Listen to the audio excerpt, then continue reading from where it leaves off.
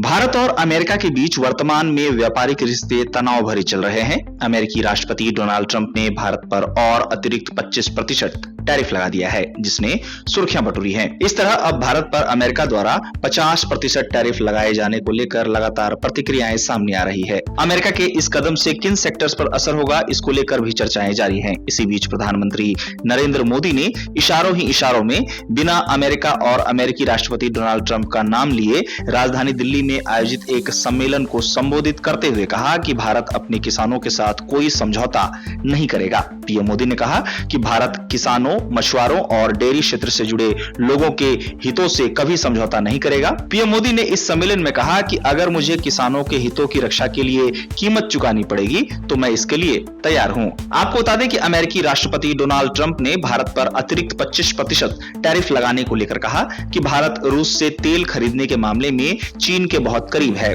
और उसे 25% अतिरिक्त टैरिफ के साथ अब 50% टैरिफ देना होगा। अब ट्रंप के इस कदम पर उनकी जमकर आलोचना भी हो रही है। लोगों का कहना है कि ट्रंप मनमानी कर रहे हैं, लेकिन वे भारत को झुकाने में कभी कामयाब नहीं होंगे। इसके साथ ही लोगों ने किसी भी हालत में कृषि और डेयरी सेक्टर में अमेरिका के साथ समझौता न करने को लेकर भारत सरकार के फैसले की सराहना की है। दरअसल अमेरिका नहीं चाहता है कि भारत रूस से तेल खरीदे। भारत का रूस से तेल खरीदना ट्रंप को खटक रहा है और यही कारण है कि वे भारत के पीछे पड़े हुए हैं। आपको जानकर हैरानी होगी कि ट्रंप की मंशा भारत पर सेकेंडरी सेक्शन लगाने की भी है। ट्रंप ने कहा है कि वे रूस के साथ व्यापार करने के लिए भारत पर सेकेंडरी सेक्शन भी लगाएंगे, लेकिन अमेरिकी टैरिफ को लेकर भारत ने अमेरिका को स्पष्ट और करारा जवाब दिया है कि वह किसी भी सूरत में कृषि और डेयरी के सेक्टर में समझौता नहीं करेगा। बता दें कि अमेरिका और भारत लंबे समय से व्यापार कर रहे हैं, पर हाल ही के दिनों में अमेरिका के रवैये ने कई तरह के सवाल खड़े किए हैं। इसके साथ ही आपको बता दें कि ट्रंप केवल भारत पर ही नहीं बल्कि ब्राजील और चीन समेत कई देशों पर